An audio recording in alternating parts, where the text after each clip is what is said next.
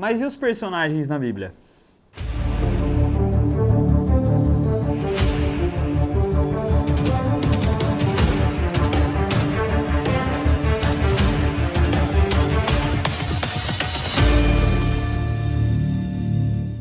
Fala galera, tudo bem com você? Nós estamos no nosso quarto dia e o meu desejo, como eu tenho falado todos os dias, é para que você possa enxergar o texto bíblico de uma maneira diferente, para que ele possa fazer a diferença na sua vida também. Porque por muitas vezes você deve estar olhando para esse livro maravilhoso aqui e falando, nossa, mas ele é chato de entender e tudo mais. Mas saiba que ele é um livro tão rico, que é tão poderoso que ele pode transformar a sua vida. Hoje nós vamos falar de uma coisa extremamente importante, os personagens. Porque como você bem sabe, toda boa história precisa de um bom personagem. E não diferentemente, a Bíblia também é assim. Inclusive tem algumas histórias, tem alguns livros, melhor dizendo, que embora não apareça o personagem, ele também é muito importante, às vezes porque ele escreveu esse livro e a partir do contexto que ele escreveu, ele se faz muito importante também. Mas hoje nós vamos falar especificamente de uma personagem muito importante. Aliás, nós vamos falar sobre dois personagens extremamente importantes. Qual que é o texto mesmo? 12. Nós vamos ler o livro de Esther, capítulo... Ai, que burro! Dá 0 pra ele!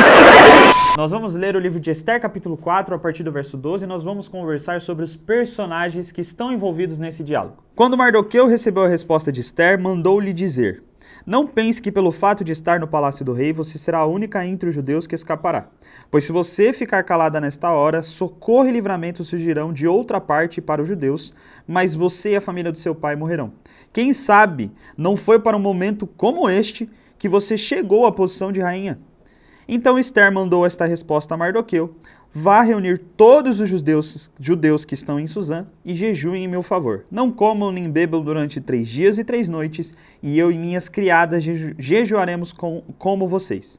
Depois disso irei ao rei, ainda que seja contra a lei, se eu tiver que morrer, morrerei. Embora no livro de Esther leve o nome do livro de Esther propriamente dito, no capítulo 3 e 4 o personagem principal é seu tio. Primeiro porque no capítulo 3 a própria Esther ela nem aparece. O que aparece é o contexto de Amã ficando bravinho com Mardoqueu ou Mordecai, simplesmente pelo fato de que ele não se ajoelhou perante ele. Mordecai está desesperado por causa disso e ele vai conversar com Esther, que até então não sabia que o povo tinha sido decretado a morte. Então ele manda algumas pessoas, alguns mensageiros para poder falar com ela e nós chegamos nesse diálogo. No livro de Esther há uma rotatividade por parte dos personagens. Embora Esther seja a personagem principal durante todo o tempo, tem alguns pontos que a história de Esther tem como personagem o seu tio Mordecai. É como se você separasse o texto bíblico como se fosse uma série e em cada episódio houvesse um personagem principal. Por exemplo, no primeiro capítulo, nem Esther nem Mordecai aparece. Na verdade, Mordecai aparece no finalzinho. E quem é o personagem principal, ou a personagem principal, melhor dizendo, é Vasti. Você percebe que Mordecai, ele age falando para Esther qual era o seu chamado.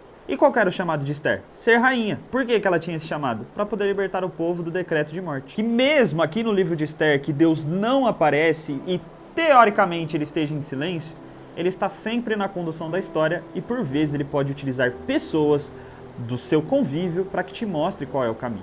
Assim como foi na história de Esther, quando o seu próprio tio vira para ela e fala assim, ó, será que não foi para isso que você foi chamada rainha? Não se esqueça o quanto Deus ele sempre está presente na sua vida. Tamo junto.